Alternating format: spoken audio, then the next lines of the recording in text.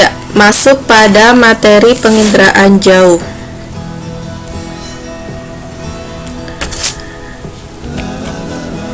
Di mana penginderaan jauh dalam bahasa Inggrisnya disebut dengan remote sensing dan dalam bahasa Indonesia dapat disingkat dengan indraja. Di sini ada pengertian penginderaan jauh dari beberapa ahli. Kalian bisa pause videonya dan membaca definisi-definisi dari beberapa ahli, yaitu ada Lilles Land dan Kiefer, ada David Tillichern dan Paul J. Coram.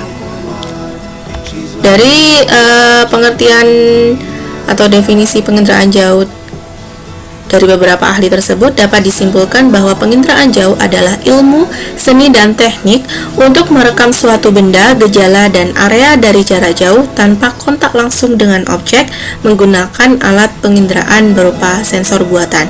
Jadi tanpa adanya kontak langsung atau tanpa menyentuh langsung dengan objek, seperti itu. Agar lebih jelasnya, di sini Ibu ada satu gambar, yaitu ada pesawat indraja yang terbang pada suatu wilayah. Nah, pesawat ini telah mengambil foto ke arah bawah seluas tanda pada persegi ini. Nah, nanti hasilnya yaitu sebuah citra atau foto udara yang akan dapat digunakan sebagai bahan untuk pembuatan peta. Jadi dapat diinterpretasikan terlebih dahulu. Untuk interpretasi kita akan membahasnya nanti. Baik, ini adalah gambaran dari penginderaan jauh. Hasil dari penginderaan jauh yaitu berupa citra. Nah, ini gambar dari Gurun Atacama tahun 2017. Gurun Atacama itu di daerah Amerika Serikat. Ini gambaran sebuah citra atau foto udara. Nah, penginderaan jauh itu juga merupakan sistem yang melibatkan banyak komponen yang saling terkait. Nah, komponen-komponen penginderaan jauh itu ada 6.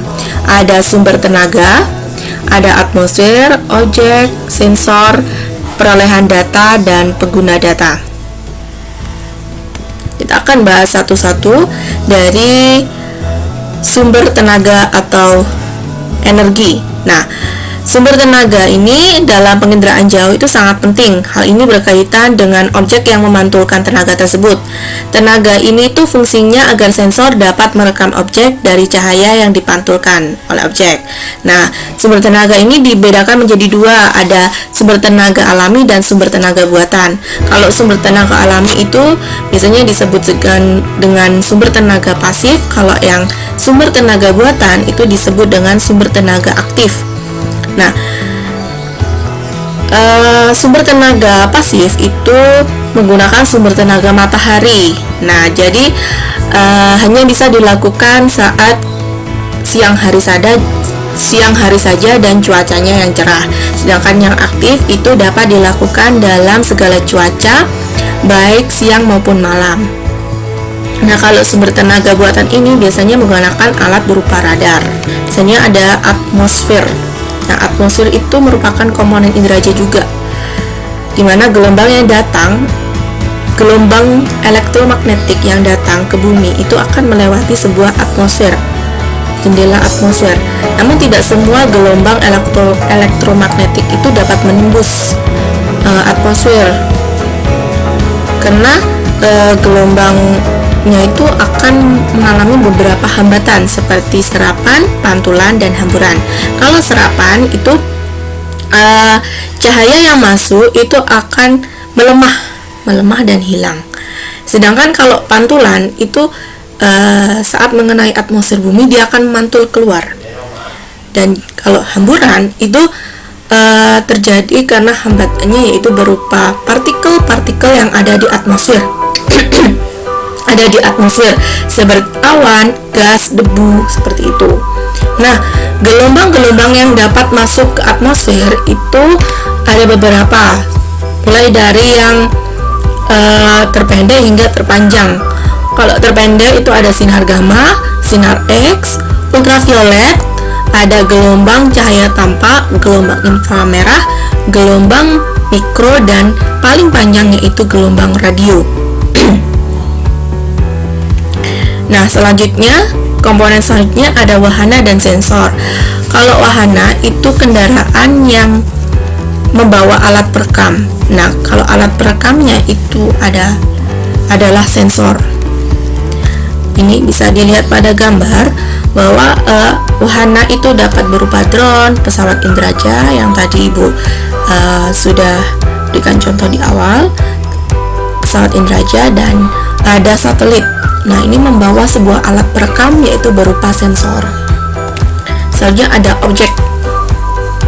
Nah, objek itu merupakan sesuatu yang menjadi sasaran penginderaan jauh. Contohnya objeknya itu ada atmosfer, hidrosfer, ada litosfer, seperti itu. Nah, di sini ada satu gambar yaitu ada objek air atau hidrosfer. Objeknya berbeda ya.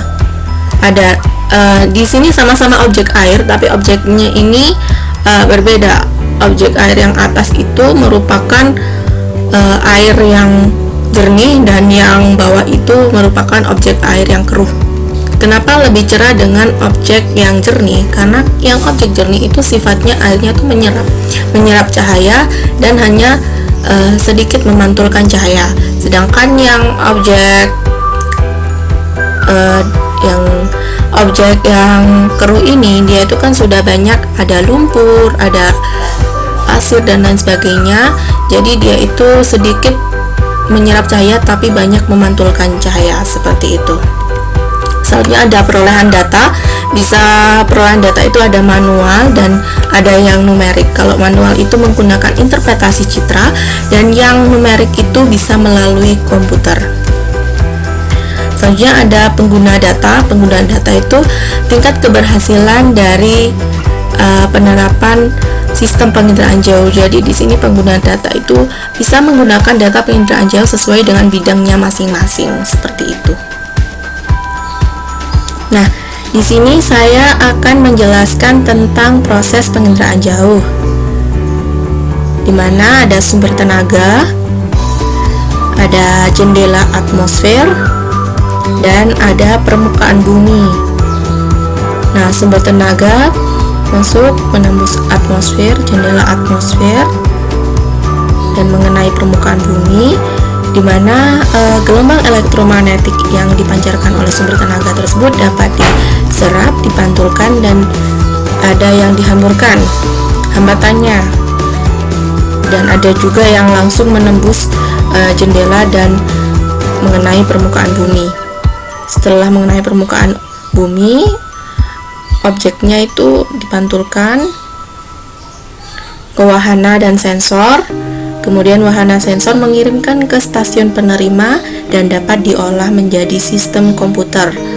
Kemudian dari sistem komputer dapat dihasilkan sebagai produk citra atau foto yang dapat diinterpretasikan dan dapat dijadikan sebuah peta dan dapat digunakan.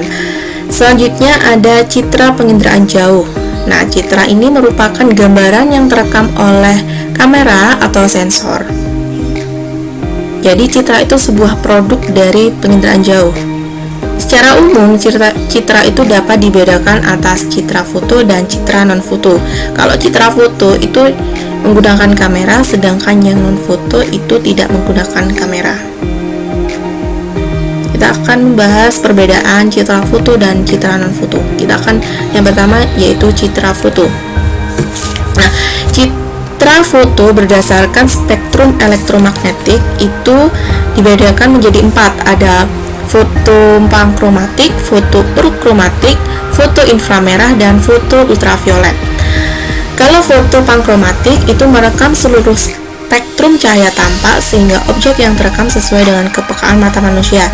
Jadi hasil dari citra foto pankromatik ini itu sama dengan indera penglihatan manusia. Yang kedua ada foto urkromatik, yaitu foto yang merekam 0,4 mikrometer sampai 0,56 mikrometer dan umumnya itu digunakan untuk mendeteksi perairan. Nah, kalau foto urkromatik ini biasanya terfokus pada wilayah perairan atau daerah perairan. Yang ketiga ada foto inframerah. Nah, foto inframerah itu foto yang merekam spektrum inframerah jarak dekat dengan panjang gelombang antara 0,7 mikrometer sampai 0,9 mikrometer. Nah, umumnya foto ini tuh dapat digunakan untuk membedakan kondisi daerah yang memiliki vegetasi yang lebat dan vegetasi yang jarang. Yang keempat ada foto ultraviolet. Foto yang merekam spektrum ultraviolet antara 0,29 mikrometer sampai 0,4 mikrometer. Spektrum cahaya tampak tidak ikut terekam dalam foto ini karena foto ini tuh memanfaatkan film pankromatik yang dipasangi filter sehingga spektrum cahaya tampaknya itu tidak ikut terekam. Foto ini tuh biasanya digunakan untuk mendeteksi tumpahan minyak di laut karena lapisan minyak akan memantulkan radiasi matahari dan membentuk suatu rona yang cerah dengan kontraksi yang besar. Yang kedua ada citra foto berdasarkan sumbu kamera. Nah, citra foto berdasarkan sumbu kamera itu ada dua, ada yang vertikal. Itu yang tegak lurus ya sama permukaan bumi. Jadi misalnya ini permukaan bumi, ini itu sensornya, satelitnya ya, misalnya ini permukaan bumi, jadi itu tegak lurus, ada di atasnya pas. Nah, tapi kalau menggunakan foto yang vertikal ini itu kekurangannya yaitu foto yang ditampilkan itu hanya tampak atas saja dan gambarannya itu terhalang oleh pohon dan awan seperti itu. Tapi kelebihannya gambaran yang dihasilkan itu serupa dengan sebuah peta, skalanya itu juga konsisten. Kalau yang kedua itu foto miring atau condong, itu kalau permukaannya bumi ini, jadi fotonya itu dia mau fotonya dari arah condong seperti ini, condong. Jadi menyudut terhadap garis tegak lurus dan kemudian condongnya itu sekitar 100 derajat atau lebih dari itu. Nah, foto condong ini dapat dibedakan menjadi foto yang sangat condong dan foto yang agak condong. Kalau sangat condong itu sampai cakrawalanya terlihat, tapi kalau agak condong itu tidak terlihat cakrawala. Kelebihan dari foto condong ini itu fotonya itu atau gambarannya itu tidak terhalang oleh pohon dan awan. Tapi kekurangannya skalanya itu tidak konsisten. Nah, selanjutnya yaitu berdasarkan sudut lipatan kamera. Nah, sudut lipatan kamera itu ada sudut kecil, maaf ya ini salah, itu kurang dari 60 derajat. Kalau sudut normal itu 60 sampai 70 derajat. Kalau yang sudut lebar itu 75 sampai 100 derajat dan sudut sangat lebar itu lebih dari 100 derajat. Kemudian berdasarkan jenis warna yang digunakan. Nah, kalau jenis warna yang digunakan itu citra berwarna semu, dia tidak sama dengan gambaran aslinya, dan citra berwarna asli. Nah, ini itu sama dengan indera penglihatan manusia, hasil gambarannya. Yang kelima berdasarkan wahana yang digunakan, ada foto dirgantara itu menggunakan pesawat udara, kalau yang foto satelit itu menggunakan satelit. Selanjutnya adalah citra non foto yang berdasarkan yang pertama berdasarkan spektrum elektromagnetiknya, yaitu citra inframerah thermal, di mana didasarkan pada perbedaan suhu pada suatu objek dan daya pancarnya pada suatu objek. Jadi semua benda yang memiliki suhu di atas 0 derajat itu akan terekam oleh sensor. Contohnya citranya yaitu seperti di gambar ini. Kemudian ada citra radar dan citra gelombang mikro. Ini sama-sama menggunakan sensor atau sistem aktif yang dapat dilakukan siang ataupun malam. Kemudian berdasarkan sumber sensornya, yaitu ada sensor tunggal dan sensor jamak. Kalau sensor tunggal itu dibuat dari sensor tunggal atau salurannya lebar. Kalau yang jamak atau multispektral itu menggunakan sensor yang salurannya sempit, jamak. Terdiri dari beberapa citra, ada citra RBV atau Rhenium Birdicom dan citra MSS atau multispectral scanner. Itu. Kalau untuk warnanya itu sama dengan citra foto, yaitu menggunakan dirgantara dan satelit.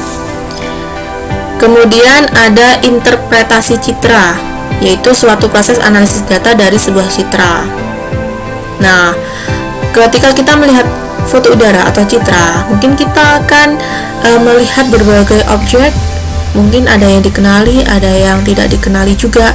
Nah, apabila kita mengenali suatu objek dan kita juga dapat menyampaikannya kepada teman ataupun orang lain, itu kita sedang melakukan interpretasi citra. Nah, orang yang melakukan interpretasi citra itu disebut dengan interpreter ya. Oke, terdapat tahapan-tahapan interpretasi citra. Fungsi dari tahapan ini itu untuk menyempurnakan proses pengambilan gambaran suatu objek citra. Ada beberapa ya, yaitu yang pertama ada deteksi. Deteksi adalah kegiatan pengamatan awal dari objek yang hendak dilakukan interpretasi citra. Objeknya itu seperti lahan pemukiman, lereng, dan topografi, seperti itu. Tahap deteksi ini bersifat global ya, artinya itu menyeluruh agar semua kegiatan dalam pengamatan itu bisa memperoleh data yang diinginkan.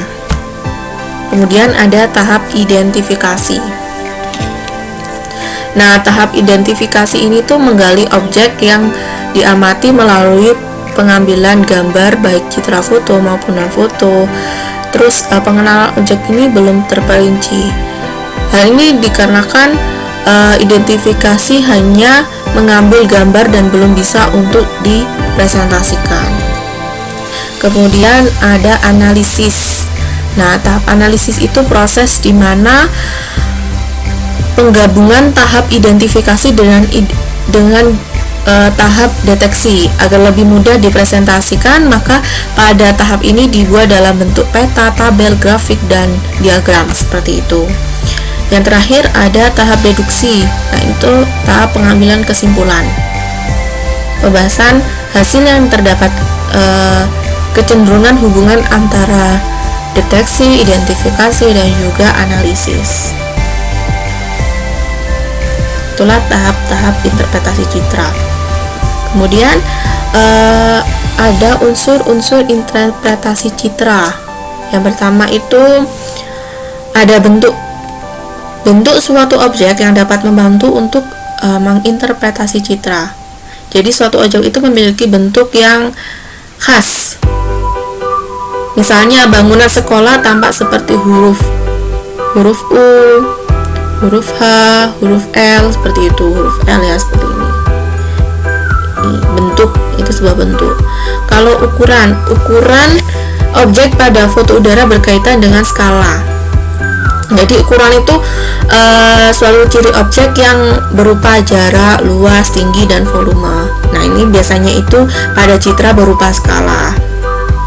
Kemudian ada rona dan warna. Itu merupakan tingkat kecerahan pada objek. Tingkat kecerahan pada objek. Rona adalah hasil dari interpretasi antara objek dengan gelombang elektromagnetik. Seperti citra ini ya. Citra ini itu ada rona yang gelap. Rona air itu biasanya gelap karena itu menyerap cahaya. Terus ada yang ini pasir, itu cerah karena memantulkan cahaya. Rona dan warna. Kemudian ada tekstur, itu frekuensi perubahan rona pada bagian tertentu dari citra. Jadi tekstur itu tuh ada halus, ada sedang, ada kasar. Biasanya kalau tekstur kasar itu teksturnya hutan hujan tropis, itu kan lebat, teksturnya itu kayak kasar. Tapi kalau yang halus itu seperti gurun pasir gitu, itu halus teksturnya. Soalnya ada bayangan objek dan waktu pemotretan dalam dapat menjelaskan arah mata angin foto udara.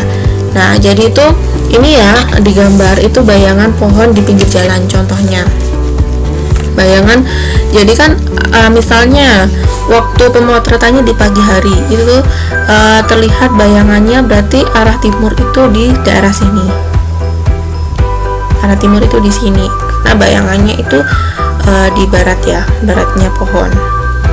Kemudian ada pola pepohonan yang rapat dan tidak teratur menunjukkan hutan. Itu seperti pola, atau juga pola pemukiman. Itu pola pemukiman yang mengikuti arah jalan. Itu pola pemukiman, ya. Selanjutnya adalah situs.